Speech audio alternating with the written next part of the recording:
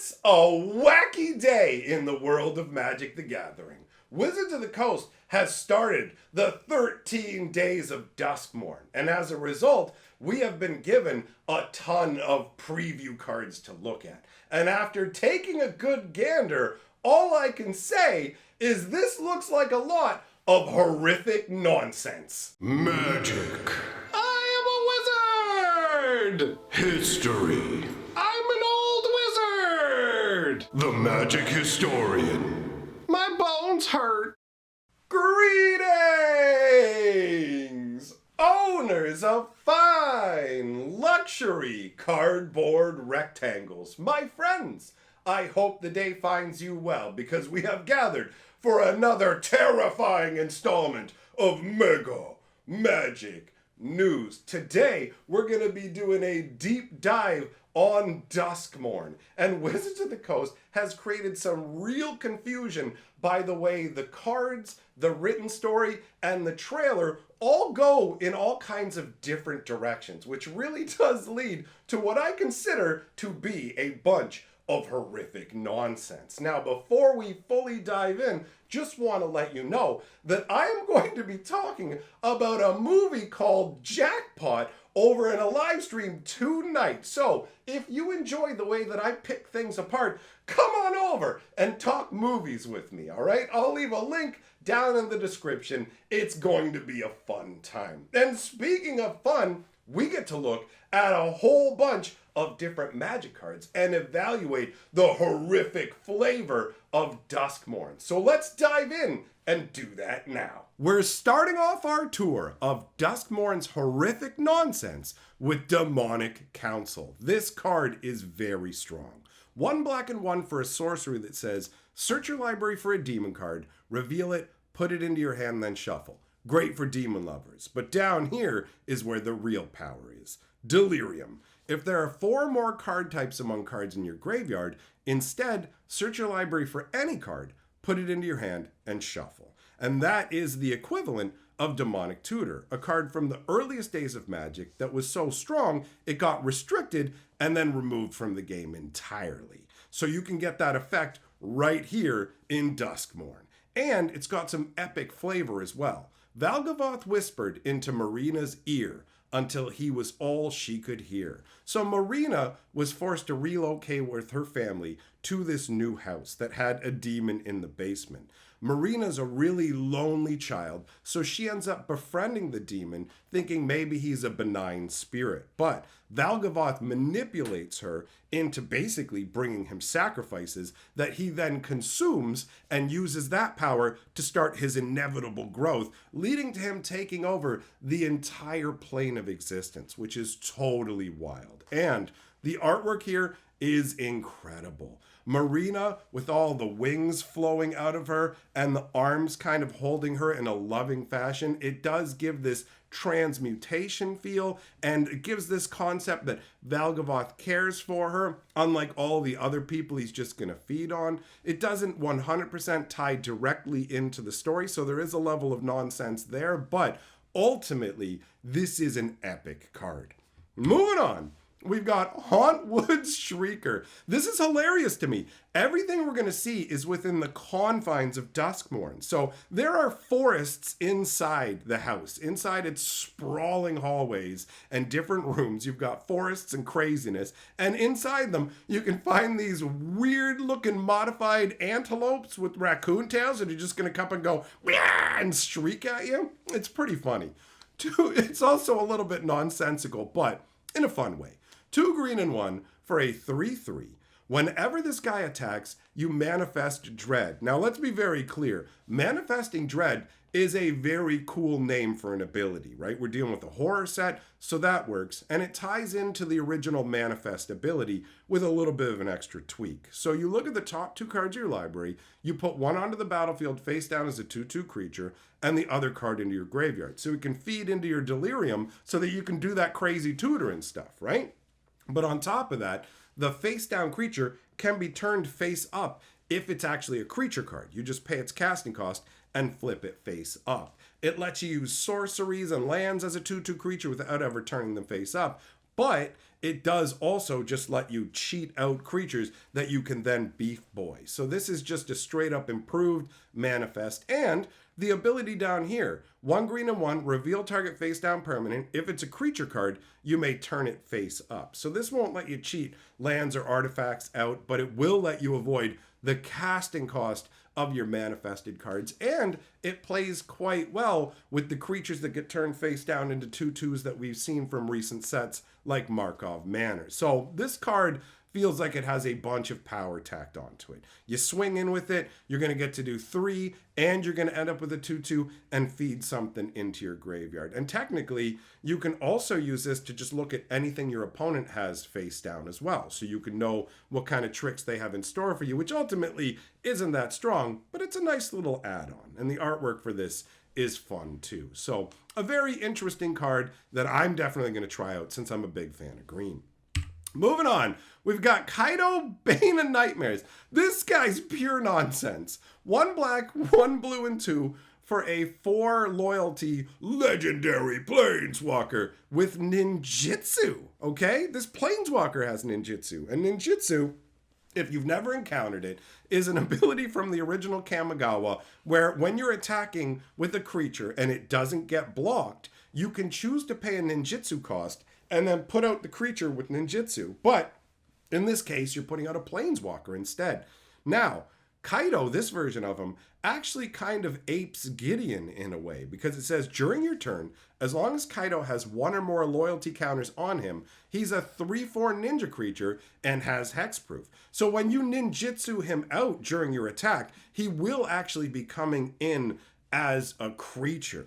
But he gets even more ridiculous. Check it out. He has a +1 ability that gives you an emblem. Planeswalkers tend to follow the pattern of build me up and then do my ultimate to get an emblem. But with this, you can do it straight out. +1 emblem. You get a basically ninjas you control get +1/+1 emblem. And you can stack these. You can keep putting one up every single turn, which is pretty wild for a ninja deck. When it comes to formats like standard, there's not like a ton of ninjas that you can really take advantage of this with. But if you're a ninja fan, this is like your ninja lord planeswalker craziness. So his first ability is a ninja emblem. His second ability is surveil 2, then draw a card for each opponent who lost life this turn. So you can just keep using him for infinite card draw as long as you have an ability to smack your opponent. Combat damage counts as loss of life too. So really easy to meet those conditions. And then -2, tap target creature, put 2 stun counters on it. So he doesn't have like a big flashy ultimate, but he does let you slow your opponent down, speed up your draws, and beef your ninjas. On top of you can cheat him out faster with the ninjutsu ability. So this card feels pretty bonkers overall. I don't know 100% how it's actually going to play out because we haven't seen most of the set. And the artwork, Kaido just looks so happy. It makes me wonder if this was originally different artwork, like meant for something else, and they changed the background to fit him into the House of Horrors, right? Because they do sometimes do that with the slush artwork. But Kaido is the only planeswalker that we see in this set. Moving on. Well, at least in the story. They might include another Planeswalker card somewhere in the releases without us knowing, right? But haven't seen any other ones yet. Now let's talk about the Overlord of the Mistmoors. This thing is pretty wild. 2 white and 5 is a big casting cost, let's be real. But it's an enchantment creature, avatar horror, and it's got impending. And I'm happy to say I was right about how impending works. I said that it might be like time counters suspended, but instead it basically, while it's in play, you remove a counter from it each turn. And then once you remove the last counter from it, it just turns into a normal creature, right? So basically, if you cheat cast this out and only pay 4 mana, you're going to have to wait 4 turns for it to turn into a creature, right? Every time you get to one of your end steps, you remove a counter from it. Once you take the last one off, then boom, he's a big fat 6/6. And whenever he enters or attacks, create 2 2/1 white insect creature tokens with flying. So you can cast him for 4, he'll come out as an enchantment and give you 2 2/1 flying tokens, and then after 4 turns, he's this big 6/6 ready to swing. Or you can cast him for the full cost, have him come out, make 2 dudes, and be ready to swing on the next turn, right? Ultimately, you can also cheat this guy out because he doesn't care how he comes into play. And there's lots of ways to cheat creatures out in Magic now. So ultimately, this is a powerful effect. Making 2/2/1 flyers is pretty strong. And the artwork is just wild. Like, you look at him and he's got these tattered robes. He looks like a tree in Halloween from a house that didn't give good candy. Get TP'd, son. This is Overlord of the TP Moors. But why does he have these crazy spectral stag antlers, right? Like, that feels weirdly nonsensical to me. I like the crazy perspective warp, though. You see that, like, he's like framed by pillars and stuff, but the nature of them is warping because Duskmourn is constantly shifting and changing. The house itself is constantly moving around and warping. Anytime you look away, things could change. But man, I love the perspective where it looks like we're down here looking up at this gigantic towering avatar horror, right? This is definitely something as a planeswalker you would want to summon up to do your bidding. It's powerhouse, right? And I think it's fun that it makes moth counters, right? That's what they are. The insect tokens are essentially going to be moths, which is the whole flavor of Duskmourn. So that's great. Then we've got Peer Past the Veil. 1 green, 1 red, and 2 for an instant that says discard your hand, then draw X cards, where X is the number of card types among cards in your graveyard. And sorry, this card just keeps making me laugh because every time I look at these cards, I think, okay, here's another aspect of Duskmourn, the giant living house. And then the only thing I can think when I look at this artwork, I'm like, is this Valgavoth's ball? Like, do you know what I mean? Like, I just look at it and I get it's got all these snaking walkways, and this, like, if you look over on the other side down here, you can see like a lone figure and just the grand immensity of it as these walkways are whipping around and how disorienting it would be to be inside this house. This actually looks like one of the areas that Nashi showed up in during the trailer. The Duskmourn trailer is weird. Everything about this set is a bit weird and a bit nonsensical, but that's also kind of part of the nature of Duskmourn too, right? Things don't add up. They don't make sense. It really is horrific nonsense. So this says, those who glimpse the house's true nature firsthand are cursed to never look away again. Stare into the hole forever. It's just, this is some horrific nonsense on multiple levels. Also, this could be some really serious card draw. Like, you get to do this at instant speed, and you can have like 7 or 8 different card types in your graveyard. So at instant speed for red-green, you can draw a whole fistful of cards. It feels very blue ultimately, but it's not. So anyways, I can't stare into the hole any longer. Let's move on. We've got Razorkin Needlehead. I got needles in my head. 2 red, 2/2, human assassin. He has first strike during your turn, and whenever an opponent draws a card, just deals 1 damage to them. Like, it's just crazy. That's so strong. Stitch your eyes, stitch your skin, stitch your mouth into a grin. I mean, this thing definitely delivers on the mega horror aspect, right? And the whole first strike, because it's got these razor claws and everything, it's got a good vibe to it. It really does evoke horror. And I just kind of enjoy the fact that he's just down here at the bottom of the stairs going, la, la, la, la, la, you can't get past me. Like, it's got the right vibe. And look at the staircase that curls off into a weird looking elf shoe at the end. This artwork is great. And 2 mana for a 2/2 with first strike that says whenever you draw a card, mini Sheoldred, right? Like, that's super strong. Moving on. We've got Scrabbling Skullcrab. The artwork on this is absolutely incredible. This is the only uncommon we're going to look at today. It's 1 blue for a 0/3 crab skeleton, and it really does evoke the crab skeleton with the artwork. Like, look at it.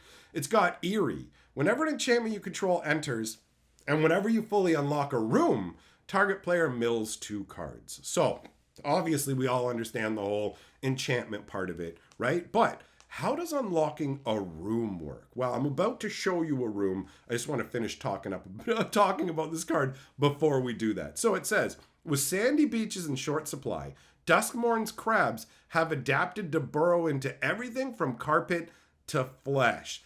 That is wild. I wondered what was going to have this artwork. This, so far, has been the most evocative artwork to me out of everything we've seen from Duskmourn. There's just something about it. And the fact that it's like a 0 power creature, it feels like nonsense to me. How can this be a 0/3, bro? Look at it. It looks like it can mess you up. Little claws. Anyways, let's talk about what the rooms are, because they are pretty interesting. So, this is a room. Here's how it works. This is an enchantment, and you can choose either side when you go to cast this. So you can choose to cast the Dollmaker Shop side or the Porcelain Gallery side, right?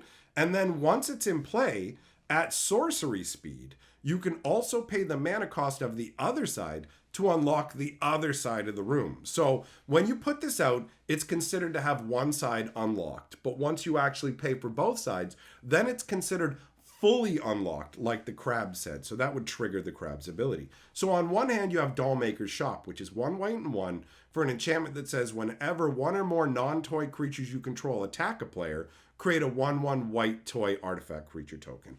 That's pretty solid. Just getting free 1/1s whenever you attack, and also not being forced into attacking with them right away, means you can build them up for nefarious purposes. And things like the Porcelain Gallery, for example. You pay 6 mana, and now creatures you control have base power and toughness, each equal to the number of creatures you control. So you can swing in, building up a bunch of 1/1s, and then unleash the gallery, and if you have 6 1/1s, now they're all 6/6s, right? Like, that is really strong. And the artwork on this is evocative and ties together quite properly, right? You've got the doll maker making these horrific dolls, and then you've got a gallery where they're all put on display. And I like the little arm-covered kind of wooden pole that's running between the rooms. This is a very interesting concept for Magic cards. I want to see more of the rooms. So yeah, this crab's ability also lets you mill when you fully unlock a room. Moving on, we've got the Jolly Balloon Man. Good lord. 1 white, 1 red, and 1 for a 1/4 legendary human clown with haste. 1 and tap. Create a token that's a copy of another target creature you control, except it's a 1/1 red balloon creature, in addition to its other colors and types, and it has flying and haste. Sack it at the beginning of the next end step. Activate only as a sorcery. Obviously, this is going to be great with creatures that have come into play abilities. It's a pretty wild concept as well. I mean, this guy's on your side, and he's literally making weird balloons that look like they're made out of human flesh of your head. Like, that's unsettling. Also, I can't remember the name of the actor, but he's the fat dude from Jurassic Park who gets like ganked by the little frilled-headed lizard. These all look like his head. He played Newman in Seinfeld. It looks like just a bunch of Newman heads, right? Like, that's the vibe that it gives me. But this is ultra horrific and nonsense as well. The kind of horrific nonsense you'd expect to see in a house of horror. It's like, man, we're on the same team, bro. Why do you keep making weird blow-up versions of my head and sailing them over there? And like, why does it speak with my voice? Why does it know how to do what I can do? That is crazy. I don't know how powerful this guy is. The fact that he's got haste and you can use the ability right away is pretty cool, but I don't know where he falls on the power spectrum. Pretty ridiculous, though. After that, we've got Valgavoth. We're going to look at 2 different versions of Valgavoth. So this is the one from the Commander decks. Valgavoth, Harrower of Souls. A black, a red, and 2 for a 4/4 flying Elder Demon. So you can tutor it up with that demon card. And that is a nice tie-in to the whole concept as well of that earlier card. So, flying, ward, pay 2 life. Wait till you see the ward on the other Valgavoth. It's nuts. Anyways, let me not get ahead of myself. Pay 2 life for this ward. Whenever an opponent loses life for the first time during each of their turns, put a +1/+1 counter on Valgavoth, Harrower of Souls, and draw a card. So obviously, this is going to go great with that little red donk that we saw, where it's just like, oh, every time you draw a card, you take a damage. So you have him out, and then they're taking a damage on their turn. He gets a +1/+1 counter, you get to draw a card, right? Because it cares specifically about your opponent losing life on their turn. And Valgavoth looks really intense here. I do have to say, the way that Valgavoth ties into the horrific nonsense concept for me is in the written story, he barely has any presence. He shows up for a short installment of one part of the story and is barely capable of doing anything really, and it makes him feel really diminished compared to how he's represented in Magic cards. And as far as I'm concerned, having your big bad guy in the story turn out to just seem like ineffective and overall weak, that's nonsense. That is not how it should go. Then we've got the real Valgavoth Terror Eater. Look at that casting cost. 9 mana, 3 of which is black. It's a 9/9 flying lifelink with ward. Sacrifice 3 non-land permanents. If you want to even be able to target him, you have to sacrifice 3 non-land permanents. It's crazy to me that there's no restrictions on how you get this guy out, where it's just like, oh yeah, you can cheat him out or whatever, no problems, and you're still going to have that ward ability in full effect. Like, this guy's begging to be reanimated. Now, it says if a card you didn't control would be put into an opponent's graveyard from anywhere, exile it instead. And during your turn, you may play cards exiled with Valgavoth. If you cast a spell this way, pay life equal to its mana value rather than pay its mana cost. If your opponent discards cards, boom, they get exiled. If a creature or an artifact or whatever goes from play into the graveyard, boom, it gets exiled. The only time that doesn't happen is if you've already taken it from them and are using it, and then it goes to the graveyard. Then it doesn't get exiled. So you deny your opponent all the resources that they've used up, they can't get them back, and you have access to all of them, and you can play them without spending mana. You spend life. He has lifelink. You're going to gain 9 life when you swing with them, and then cast a bunch of your opponent's stuff with that life, which is crazy. It's so epic and insane. And look at the artwork. This is what I'm talking about when I say it's nonsense the way that Valgavoth was represented in the actual written story. Because look at him here. He's this gigantic moth being lording over these crazy staircases and the pathway that leads down to where his actual, like, he has a form that like molts and basically goes into like a dormant state. I talked about that as well over on my lore channel. So if you want to know, on top of just the actual written story, stuff from the Planeswalker's Guide and Valgavoth's way of growing and regrowing and iterating on his power and becoming stronger, you can check that out too. But ultimately, this card is a home run. Like, it evokes so much. You look at the artwork, it's awe-inspiring. You look at the power level, it's absolutely crazy. This is what you would expect from the big evil in a set like this. So they delivered quite well from that perspective. It's just the story that leaves him feeling like, if you check out the story and then look at this, you're just going to be like, wait, what? Right? Moving on.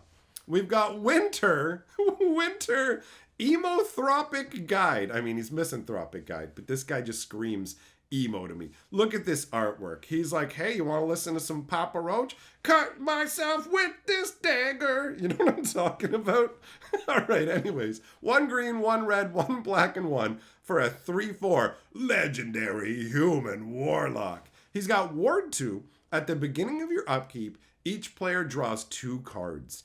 I don't like giving my opponents cards. I do not like abilities like this, but Commander players do. So, well, some specific. I mean, if I was playing Commander, it wouldn't automatically make me use this guy.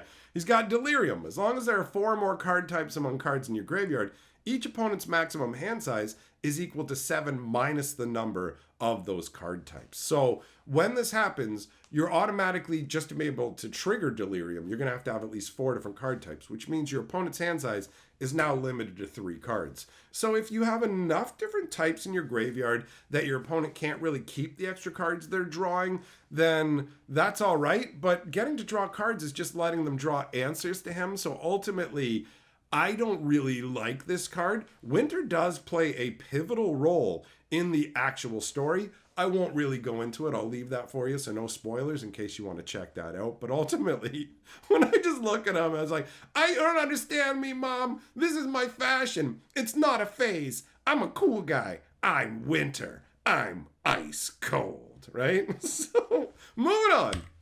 We've got Zamone All Questioning. And this is a weird one. 1 blue, 1 green, and 1 for a 1/1 legendary human wizard. At the beginning of your end step, if a land entered the battlefield under your control this turn, and you control a prime number of lands, create Primo, the Indivisible, a legendary 0/0 green and blue fractal creature token, then put that many +1/+1 counters on it. So you can see them listing the prime numbers 2, 3, 5, 7, 11, and so on to make it easier for you, which, considering the complexity creep of Magic the Gathering, it's quite good that they included it. This, again, feels to me like artwork that was originally meant for, like, Strixhaven or something like that, because she doesn't really feel like she's that concerned. She's just got her book open and she's mathifying, and this is nonsense to me because it doesn't really tie into the story. They technically mention her using her ability at the end of the story, and you just go, why didn't you use it all along? And it's kind of tied into something that's supposed to be like a maybe like a ghost box from Ghostbusters. It's not really clear. It's kind of all murky. So this is an interesting card, but ultimately it leaves me all questioning, going, wait, what's going on here? But it can keep cranking out like versions of Primo if they get taken out, or you can keep getting a new one, or just keep making a bigger one, right? It's an interesting design, but it is a bit confusing. And then we've got Amina Tau, the Veil Piercer. A black, a blue, a white, and 1 for a 2/4 legendary human wizard. The beginning of your upkeep, Surveil 2. And this is one of the commander cards, by the way. Each enchantment card in your hand has Miracle. Its Miracle cost is equal to its mana cost reduced by 4. So basically how Miracle works is you can play the card for its Miracle cost if it's the first card you drew this turn. And that feels a little bit weird with the whole, like, okay, I drew it, now it's in my hand, so it counts as having this ability. It just feels a little bit clunky. For me, this is a build around, right? This isn't like a super insanely powerful card. But Amina Tau leads to some real nonsense in the story where she's basically like, I can't go into Duskmourn because if it gets its hands on me, it'll be catastrophic. And then they show us her in Duskmourn. And it's like, she was never in there according to your own written story. Why do you do this to me? That's the real horror, is the inconsistency of everything when it comes to Duskmourn. In fact, I don't feel so good. All right, I'm feeling better. So I just wanted to say a big thank you to the channel's patrons for supporting what I do. You guys are devilishly delightful. As I mentioned at the beginning of the video, I'm gonna be criticizing a movie called Jackpot in a live stream over on my live stream channel. It's gonna be a lot of fun. So you are welcome to spirit yourself over there and join me for that good time. That being said, I must go now. Goodbye.